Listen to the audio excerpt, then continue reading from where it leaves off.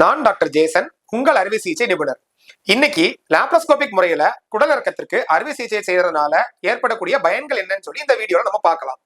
முதல்ல, ஒரே லாப்ரோஸ்கோபிக் அறுவை சிகிச்சை மூலமா 2 பக்கம் உள்ள குடல் இறக்கத்தை நம்ம ஒரே வேளையில கண்டுபிடிச்சு ஒரே வேளையில அறுவை சிகிச்சை செய்ய முடியும்.